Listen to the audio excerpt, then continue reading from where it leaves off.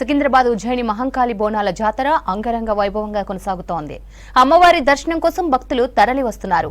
ఉదయం అమ్మవారికి పట్టు వస్త్రాలు సమర్పించారు ముఖ్యమంత్రి రేవంత్ రెడ్డి. ఆలయ అర్చకులు, అధికారులు సీఎంకు ఘన స్వాగతం పలికారు. రాష్ట్ర మంత్రి, హైదరాబాద్ జిల్లా ఇన్ఛార్జ్ మినిస్టర్ పొన్నం ప్రభాకర్ దంపతులు తెల్లవారుజామునే అమ్మవారిని దర్శించుకొని తొలి బోనం చెల్లించుకున్నారు. ప్రభుత్వం తరపున పట్టు వస్త్రాలు సమర్పించారు పొన్నం. మంత్రి Seethakka, women commission chairperson Nerella Sharada, MLC Mahesh Kumar Goud అమ్మవారిని దర్శించుకొని మొక్కులు చెల్లించుకున్నారు.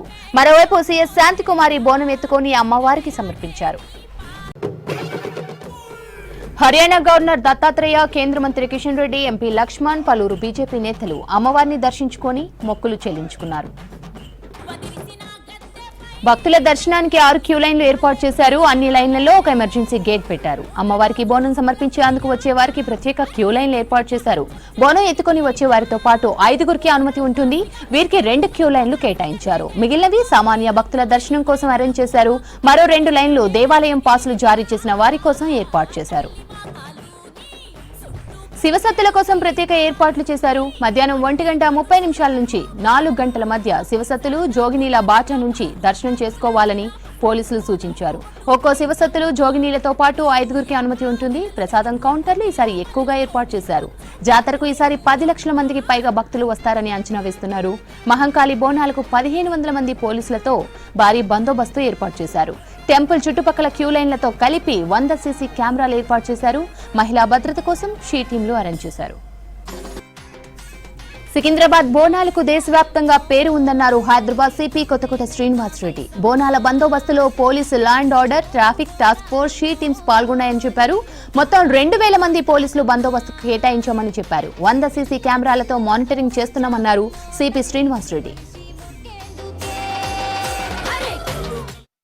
హైదరాబాద్ లష్కర్ అండ్ ఉజ్జయిని మహంకాళి అమ్మవారి ఈ దేవాలయం దగ్గర ఎప్పటిలాగే ప్రతి సంవత్సరం 3వ ఆదివారం జరిగే ఈ కార్యక్రమానికి మేము అన్ని శాఖలతో కలిసి పోలీస్ శాఖ పకడ్బందీ ఏర్పాట్లు చేశాము. భక్తులకు ఎటువంటి అసౌకర్యం కలగకుండా క్యూ లైన్స్ కానీ బందోబస్త్, అట్లాగే ఒక పక్క విఐపీస్ కూడా ఎటువంటి అసౌకర్యం కలగకుండా అది బ్యాలెన్స్ చేసుకుంటూ మేము జిహెచ్ఎంసీ అధికారులు, ఆర్ఎన్బి, తర్వాత medical department, metro water works, electricity, so many RTC అందరితో మేము కోఆర్డినేట్ చేసి ఇది ప్రశాంతంగా జరిగేటట్లుగా చూస్తున్నాము. ఉదయం నుంచే ఈ కోలాహలం మనకు మొదలైంది. భక్తులందరూ కూడా చాలా సంతోషంగా ప్రశాంతంగా వచ్చి దర్శనం చేసుకుంటున్నారు. క్యూ సిస్టమ్ పాటిస్తూ మేము అనౌన్స్మెంట్స్ అవి కూడా పెట్టాము. జాయింట్ కంట్రోల్ రూమ్ కూడా ఉంది ఇక్కడ. ఎవరికైనా సరే ఎటువంటి ఎమర్జెన్సీ వచ్చినా, మెడికల్ ఎమర్జెన్సీ కావచ్చు, అది లేదా తప్పైన పిల్లలు కావచ్చు, ఇవన్నీ మనకు ఇమ్మీడియట్ సత్వరమే వాళ్ళకి రిలీఫ్ అందేటట్లుగా ఆ ఏర్పాట్లు కూడా చేశాము. జాయింట్ కంట్రోల్ రూమ్లో అందరు అధికారులు కలిసి ఉంటారు కాబట్టి ఎక్కడైనా వాటర్ సప్లై కానీ ఇంకెక్కడైనా అవసరమైన చోట అవి కూడా ఏమైనా చిన్న చిన్న లోపాలన్నా సరిదిద్దుకొని తొందరగా చేస్తారు. అట్లాగే క్రైమ్ అది జరగకుండా enough number of crime teams ఉన్నాయి. చాలా మంచి ప్రశాంత వాతావరణంలో ఈ పండుగ జరుగుతూ ఉంది. సంతోషంగా బోనాలు అంటే ఎక్కువగా మహిళల ప్రాధాన్యం ఉన్న పండుగ ఇది కాబట్టి మహిళల సేఫ్టీకి సంబంధించిన మిగతా అన్ని మేము కూడా అన్ని అరేంజ్మెంట్స్, షీ టీమ్స్ కూడా మొత్తం మాకు సిటీలో ఉన్న షీ టీమ్స్ అన్ని డిప్లాయ్ చేశాము. ఇక్కడ ఎటువంటి ప్రాబ్లం లేకుండా పోలీసు దాదాపు 1500 మంది ఉంటారు అందరూ కలిసి, అన్ని ఇంక్లూడింగ్ టాస్క్ ఫోర్స్ అంతా. సో షీ టీమ్స్ 10-12 టీమ్స్ మనకు, వాళ్ళు మీకు తెలుసు, వాళ్ళు కూడా సివిలియన్స్లో మెర్జ్ అయ్యి జాగ్రత్తగా పనిచేస్తారు. ఉజ్జయిని మహంకాళి అమ్మవారి ఆలయంలో బోనాల ఉత్సవాలు సంబురంగా జరుగుతున్నాయి. ఎన్నో ఏళ్లుగా అమ్మవారికి ఆషాఢ మాసంలో బోనాలు వేడుకలు చేయడం ఆనవాయితీగా వస్తుందని చెప్తున్నారు ఆలయ ప్రధాన పూజారి విఎంఎస్ శర్మ. ఎంతో మహిమ ఉన్న మహంకాళి అమ్మవారిని దర్శించుకుంటే మంచి జరుగుతుందని చెప్తున్న ఆలయ పూజారితో యశోద ఫేస్ టు ఫేస్. ఈ సంవత్సరం కొత్త ప్రభుత్వం నేపథ్యంలో, కొత్త ప్రభుత్వం వచ్చిన నేపథ్యంలో చాలా ఘనంగా ఏర్పాట్లు జరిగాయని చెప్పొచ్చు. చాలా ఘనంగా భక్తులు వస్తున్నారు, బోనాలు వారి మొక్కులు చెల్లించుకుంటున్నారు. ఇప్పుడు మనతో ఆలయ ప్రధాన అర్చకులు వేణుమాధవ శర్మ గారు ఉన్నారు. దేవి ఉపాసకులు వీరు, జగద్గురువు శిష్యులు మీరు. స్వామి, మీరు ఈ రోజు రేపు మీరు ప్రధానంగా చేసే కైంకర్యాలు ఏమి ఉంటాయి? సర్వమంగళ మాంగళ్యే శివే సర్వార్థ సాధకే శరణ్యే త్ర్యంబకే దేవి నారాయణీ నమోస్తుతే.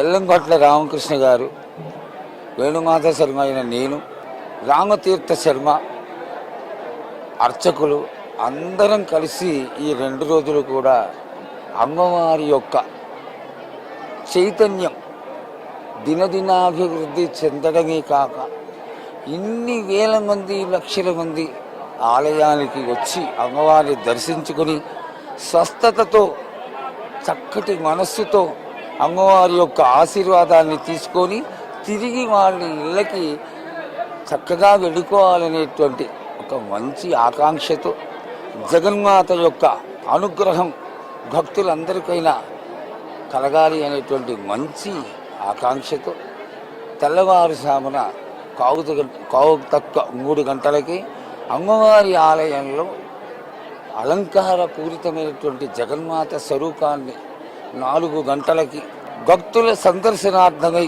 ఆలయం తలుపులు తెరవడానికి చేసేటువంటి విశేషమైనటువంటి పూజలు ఏంటంటే అమ్మవారికి మొట్టమొదటిగా శుక్రఘాతంతో మేలుకొలుపు, తదనంతరం అమ్మవారికి ఆభరణ పూజ.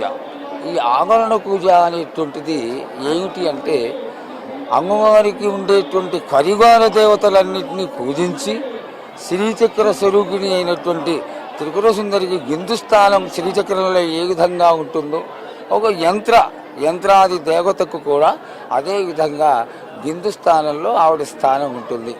ఆ దేవతా స్వరూపిణికి ఆవరణ పూజ అంతా చేసి తదనంతరం సాధారణంగా జరిగేటువంటి కాళీ పూజ, ఆ పూజలో అభిషేకాదులు అన్నీ ముగించి 4 గంటల 5 నిమిషాలకి దివ్య మంగళ స్వరూపిణి అయినటువంటి మహాకాళి అమ్మవారి ఆలయ ద్వారాలు మహామంగళహారతితో.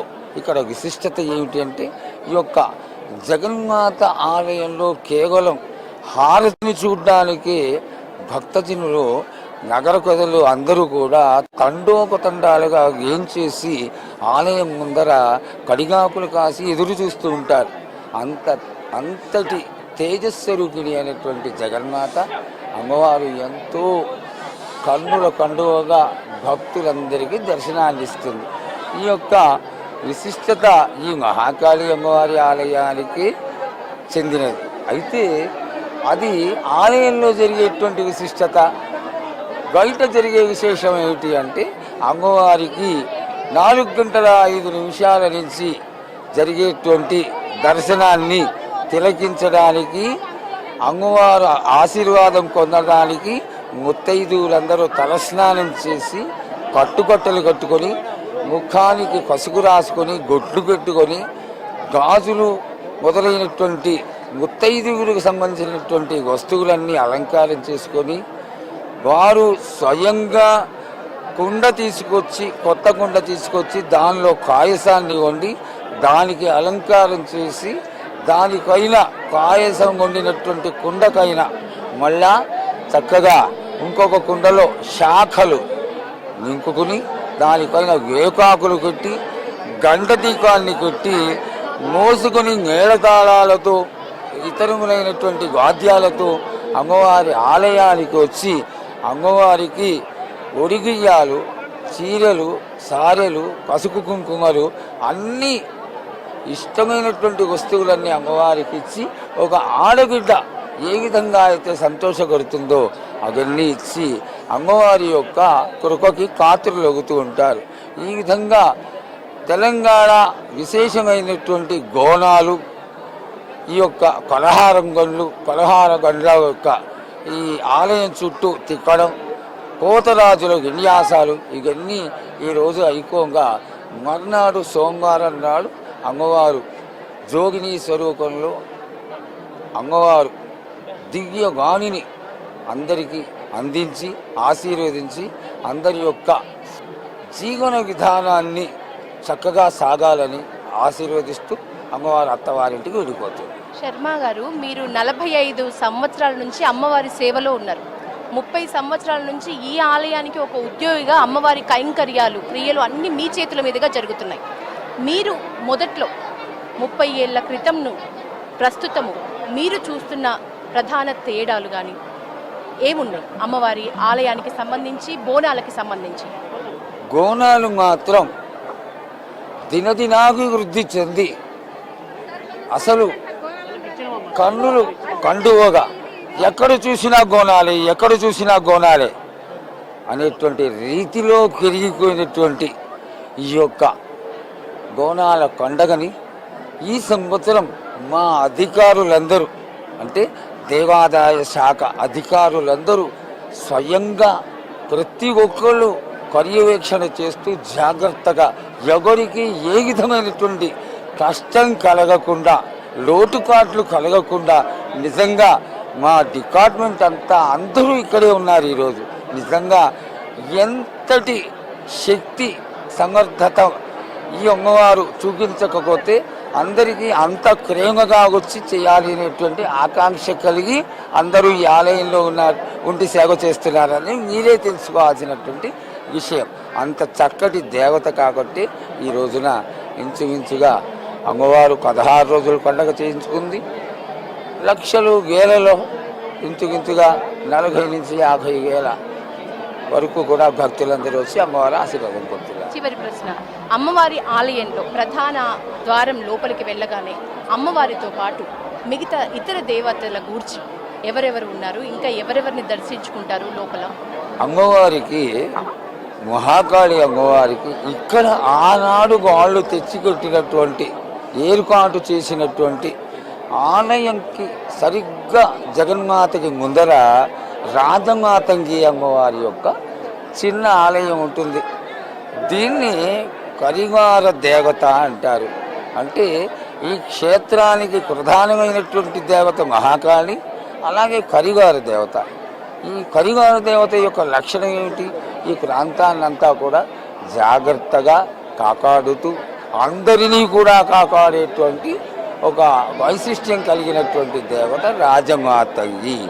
ఈ అమ్మవారి యొక్క రాజమాతంగి ముందర వీళ్ళ సోదరుడైనటువంటి కోతలింగడు లింగ స్వరూపంలో ప్రతిష్ఠింప చేయడం, ఆ ప్రతిష్ఠింప చేసినటువంటి ఈ యొక్క మూర్తికి లింగమూర్తికి మనం తీసుకొచ్చినటువంటి శాఖలు, కాయసం మొదలైనటువంటి వస్తువులన్నీ అమ్మవారికి ఏ విధంగా సమర్పిస్తారంటే ఇక్కడ ఆకు వేసి అవన్నీ సమర్పించి గండ దీపాలు పెట్టి అమ్మవారి గండ దీపాలతోటి ఎందుకు అర్చిస్తారు అంటే గండ దీప స్వరూపిణి అమ్మవారు, జ్యోతి స్వరూపమే అమ్మవారు కాబట్టి అవన్నీ తీసుకొచ్చి అమ్మవారికి సమర్పిస్తారు.